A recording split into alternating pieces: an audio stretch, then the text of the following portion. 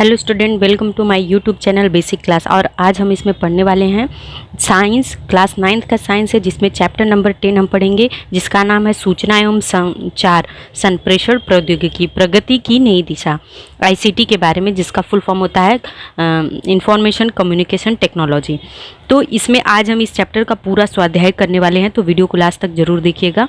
और अगर आप नए व्यूवर हैं तो चैनल को सब्सक्राइब कीजिए, लाइक कीजिए और अपने टीचर्स, फैमिली और फ्रेंड्स को भी शेयर कीजिए, ताकि हिंदी माध्यम का जो है ज़्यादा से ज़्यादा ये वीडियो लोग देख सके। आपको यूट्यूब पर हिंदी मीडियम का बहुत ही कम जो है वीडियो देखने को मिलेगा। तो चलिए देखते हैं, यहाँ पे आपके बुक में जो है ये स्वाध्याय जो दिया हुआ है, इस स्वाध्याय में देखिए पहला क्वेश्चन जो है रिक्त स्थानों की पूर्ति हम बाद में करने वाले हैं, तो वीडियो के लास्ट तक बने रहिए। पहले हम दूसरा क्वेश्चन जो सॉल्व करेंगे। तो दूसरे प्रश्न में दिया है कि निम्नलिखित प्रश्नों के उत्तर लिखिए। क्या दिया हुआ है निम्नलिखित प्रश्नों के उत्तर में? पहला है विज्ञान और प्रौद्योगिकी में सूचना एवं संचार की भूमिका और महत्व स्पष्ट कीजिए। तो यहाँ पर देखिए विज्ञान और उसकी सूचना और महत्व को स्पष्ट करना, ये प्रश्न आपको यहाँ स्क्रीन पर दिख जा रहा है। तो इसका आंसर आप कैसे लिख लेंगे? पहला पॉइंट डालेंगे कि विज्ञान तथा प्रौद्योगिकी में सूचना एवं संचार की भूमिका। क्या क्या पॉइंट्स है इसमें? 3 पॉइंट्स लिखेंगे। विज्ञान और प्रौद्योगिकी के कारण विज्ञान विषय सीखना अधिक सुलभ तथा समृद्ध हो गया। सुलभ मतलब आसानी से हम सीख सकते हैं। दूसरा पॉइंट है कि सिमुलेशन की सहायता से धोखादायक मतलब हानिकारक तथा खर्चीले प्रयोग विद्यार्थियों को करके दिखाने के लिए विज्ञान प्रौद्योगिकी उपयुक्त सिद्ध हो रही है। और तीसरा पॉइंट लिखेंगे कि विद्यार्थियों को घर बैठे प्रयोग की कृति स्वतः करने तथा देखने के लिए प्रौद्योगिकी उपयुक्त सिद्ध हुई है। इसी में दूसरा पॉइंट क्या लिखना है कि विज्ञान तथा प्रौद्योगिकी की सूचना एवं संचार की भूमिका क्या है। हमें क्या करना है? भूमिका और महत्व दोनों है, तो हमने ये विज्ञान में इसकी क्या भूमिका ये देख लेते हैं। तो वैज्ञानिक सूचना एकत्र करने के लिए इसकी भूमिका है, जैसे इंटरनेट, न्यूज़ ग्रुप, ब्लॉग जैसे आधुनिक साधनों की सहायता से वैज्ञानिक सूचना उपलब्ध होती है। दूसरा है पाचन संस्था, जैसे उदाहरण क्या है? पाचन संस्था हम देख सकते हैं। फिर दूसरा पॉइंट है प्रस्तुतिकरण, जिसे क्या बोलते हैं? प्रेजेंटेशन। उसमें क्या होता है? पावर पॉइंट की सहायता से प्रेजेंटेशन तैयार करके प्रस्तुतिकरण द्वारा वैज्ञानिक संकल्पनाएं प्रभावी ढंग से स्पष्ट की जाती है। जैसे मेढक का जीवन क्रम अगर हमें पढ़ाना हो तो इसका प्रेजेंटेशन अच्छे से करके आप जल्दी सीख सकते हैं। तीसरा पॉइंट है अंदाज लगाने के लिए। वैज्ञानिक सूचना पर प्रक्रिया करके प्राप्त जानकारी का उपयोग अंदाज लगाने के लिए होता है, जैसे मौसम का अंदाज। तो ये एक पॉइंट हो जाएगा। फिर चौथा है अध्ययन में सहकारी तक जो शिक्षक और वैज्ञानिक की सहायता से सीखने का अवसर मिलता है। तो ये हम जो है दोनों पॉइंट इस तरीके से कर लेंगे और हमारा ये दूसरे क्वेश्चन का पहला जो है सॉल्व हो जाएगा। फिर दूसरा, इसी में पहले में दूसरा दिया कि संगणक के कौन कौन से एप्लीकेशन सॉफ्टवेयर का उपयोग आपको विज्ञान का अध्ययन करते समय हुआ, किस प्रकार। तो इसका आंसर देख लेते हैं। तो आप स्क्रीन पर देख पा रहे हैं, यहाँ पे कुछ एप्लीकेशंस के नाम है। जैसे विज्ञान का अध्ययन करते समय कई एप्लीकेशन सॉफ्टवेयर का उपयोग किया जाता है। निम्नलिखित एप्लीकेशन सॉफ्टवेयर का उपयोग विज्ञान का अध्ययन करते समय हुआ है, जैसे वर्ड प्रोसेस, जैसे माइक्रोसॉफ्ट में प्रौद्योगिकी कार्य तथा प्रोजेक्ट लेखन कार्य के लिए। दूसरा है स्प्रेडशीट, माइक्रोसॉफ्ट एक्सेल जिसे बोलते हैं, प्रयोग की गणना करने तथा आलेख खींचने के लिए इसका उपयोग किया।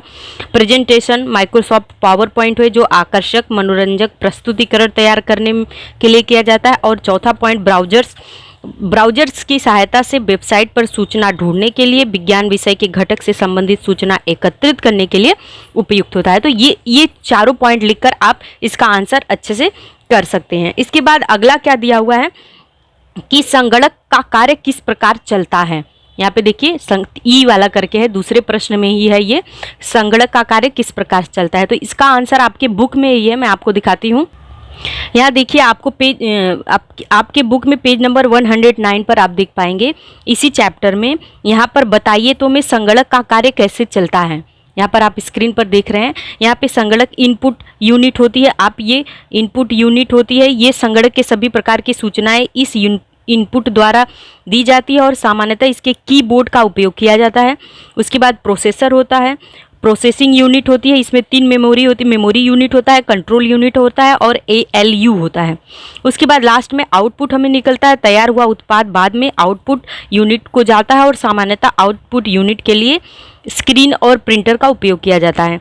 तो आप इसका आंसर जो है इस पेज पर जाके भी कर सकते हैं। ये डायग्राम बनाएंगे तो वेल एंड गुड है, इस तरीके से डायग्राम बनाकर आप इसका आंसर कर सकते हैं। इसके बाद हम आते हैं अगले क्वेश्चन पर। देखिए दिया है कि संगणक के विभिन्न सॉफ्टवेयर का उपयोग करते समय कौन कौन सी सावधानी बरतना आवश्यक है। तो यहाँ पर भी इसके कुछ पॉइंट्स आप देख रहे हैं, छोटा सा आंसर है, इसको नोटबुक पर लिखकर आप एग्जाम के लिए जो है प्रिपेयर कर सकते हैं। तो यहाँ पर देखिए यही प्रश्न है और इसका आंसर भी आपको स्क्रीन पर दिख रहा है कि संगणक में विभिन्न सॉफ्टवेयर का उपयोग करते समय बरती जाने वाली सावधानियां निम्नलिखित है। पहली है कि अधिकृत लाइसेंस धारक सॉफ्टवेयर की अनुमति लेकर ही उपयोग करना चाहिए। दूसरा, फ्री सॉफ्टवेयर के अतिरिक्त अन्य लाइसेंस धारक अधिकृत सॉफ्टवेयर ही इंस्टॉल या लोड करना चाहिए। तीसरा है, अधिकृत स्रोत द्वारा सूचना का अधिगम मतलब एक्सेस करना चाहिए, अन्य दूसरों की फाइल्स उसकी अनुमति के बिना एक्सेस नहीं करनी चाहिए। और चौथा है, साइबर कानून भंग न हो इस दृष्टि से अधिकृत मार्ग से ही वैध सॉफ्टवेयर की खरीदी करके उसका उपयोग करना चाहिए। तो ये सारी 4 पॉइंट जो है सावधानियां, ये सावधानियां हमें ध्यान में रखनी चाहिए, तब हमारा जो है कार्य सरलता से ज़्यादा दिन तक चलता रहेगा। उसके बाद अगला प्रश्न है, सूचना और संचार के विभिन्न साधन कौन से हैं, विज्ञान के संदर्भ में उसका उपयोग कैसे किया जाता है। तो इसका आंसर भी देख लेते हैं। आपको पहले प्रश्न देखना होगा, ये लास्ट वाला ऊ करके है। तो इसका आंसर भी आप देख पा रहे हैं कि सूचना के साधन कौन कौन से हैं उपयोग के, और इसका विज्ञान के समय पहला पॉइंट इसका लिखेंगे, सूचना एवं संचार प्रौद्योगिकी के साधन क्या क्या है। दूरध्वनि जिसे रेडियो बोलते हैं, मोबाइल, संगणक में यानी computer, radio, Doordarshan, internet, email, video conferencing इत्यादि सूचना एवं संचार के साधन हैं। सूचना एवं संचार के प्रौद्योगिकी का विज्ञान में उपयोग, ये पॉइंट डालेंगे। तो इसका क्या क्या उपयोग है वो देख लीजिए। मोबाइल, विज्ञान विषय के संबंधित व्याख्यान, शैक्षणिक स्थानों के भेंट का ध्वनि मुद्रण यानी कि साउंड रिकॉर्डिंग तथा वीडियोग्राफी करके उन्हें पुनः सुनकर देख सकते हैं, विज्ञान विषय से संबंधित सूचना का आदान प्रदान करने के लिए किया जाता है। दूसरा पॉइंट है दूरदर्शन, विज्ञान विषय से संबंधित शैक्षणिक पाठों का निरीक्षण कर सकते हैं। National geographic, animal planet, discovery channel पर विज्ञान से संबंधित कार्यक्रमों को देखकर आवश्यक सूचना प्राप्त कर सकते हैं।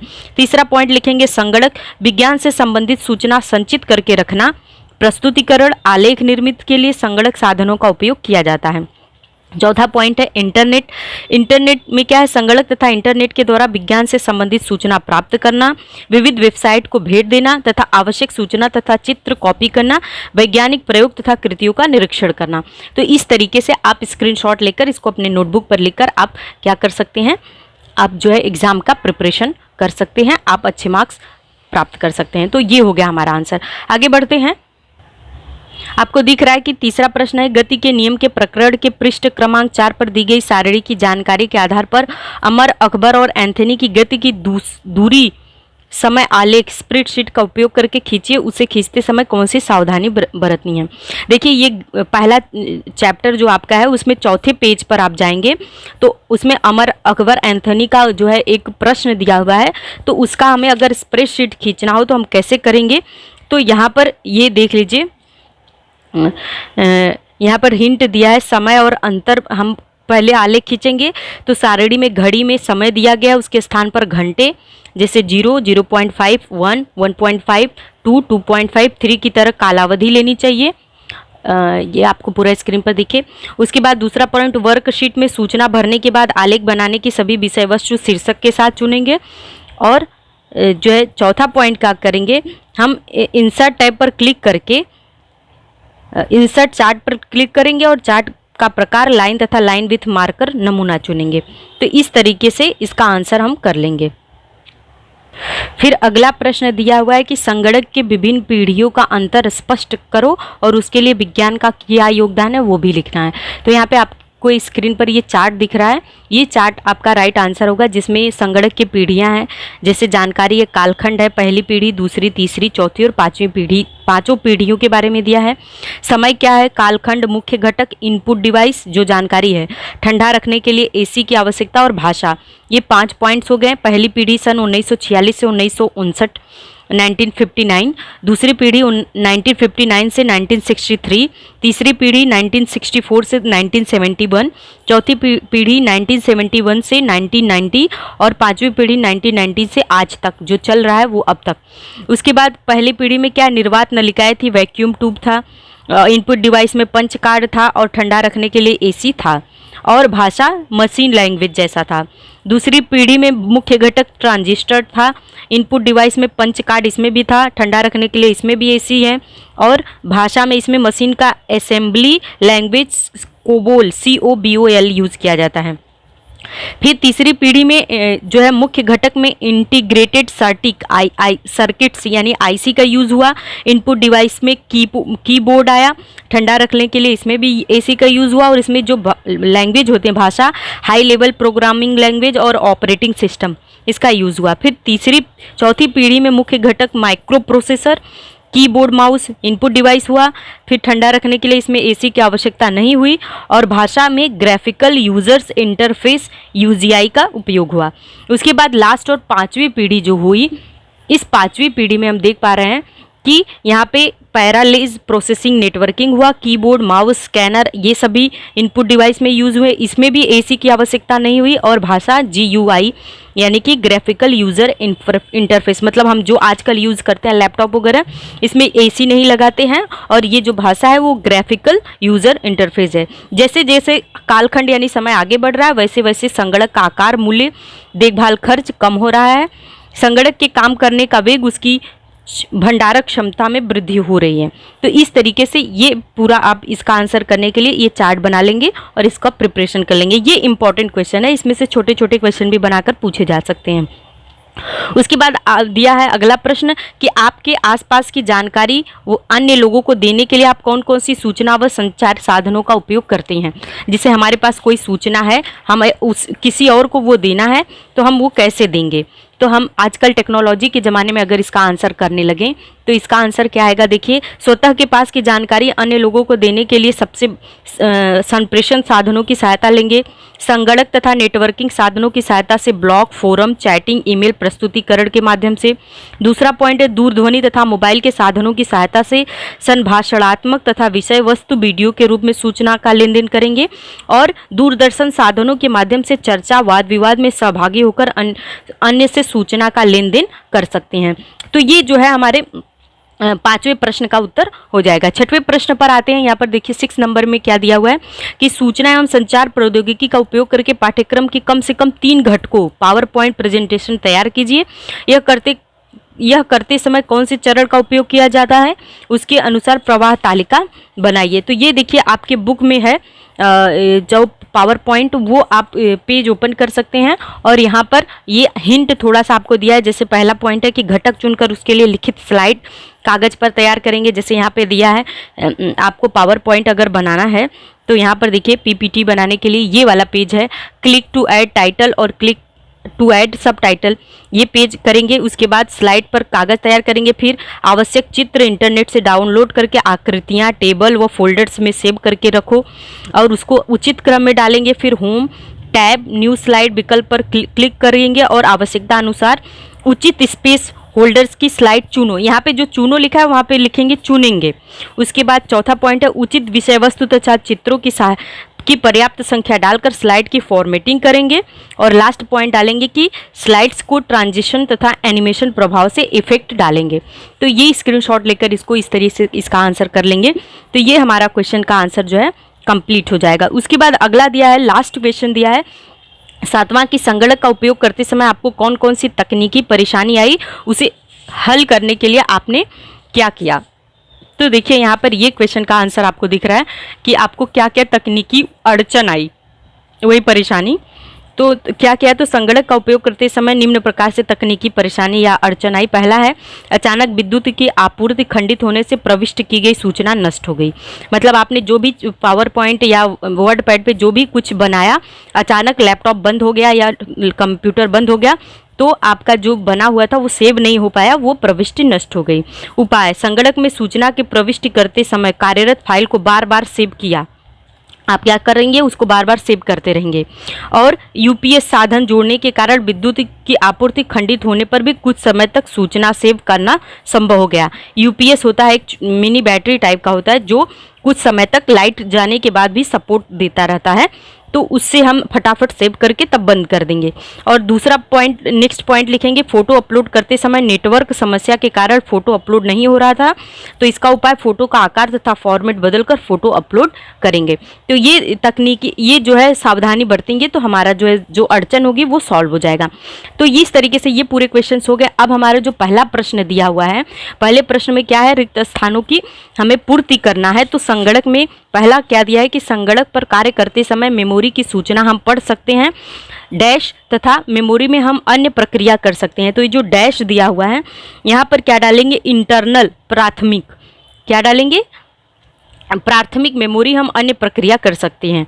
यहाँ पर देखिए मेमोरी, यहाँ पर स्क्रीन पर आपको दिखा दूँ, यहाँ पर देखिए ये पहला पॉइंट है और इसका आंसर क्या होगा, इंटरनल या प्राथमिक। कारण क्योंकि प्रक्रिया सीपीयू में ही जाती है, इसलिए प्राथमिक मेमोरी सीपीयू में ही होती है। फिर दूसरा दिया है कि वैज्ञानिक आविष्कारों के चित्र और वीडियो के प्रस्तुतिकरण के लिए डैश का उपयोग किया जाता है। तो पावर पॉइंट किसका उपयोग किया जाता है, माइक्रोसॉफ्ट पावर पॉइंट का उपयोग किया जाता है। तो दूसरे में पावर पॉइंट रिक्त स्थान में कंप्लीट कर लेंगे। फिर तीसरा क्या दिया हुआ है कि प्रयोग द्वारा प्राप्त संख्यात्मक जानकारी पर प्रक्रिया करके तालिका और आलेख तैयार करने के लिए डैश का उपयोग करेंगे। किसका उपयोग करेंगे, माइक्रोसॉफ्ट एक्सेल का।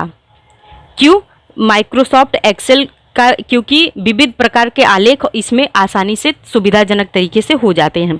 फिर नेक्स्ट पॉइंट है कि पहली पीढ़ी की संगणक डैश के बाद बंद पड़ जाते हैं।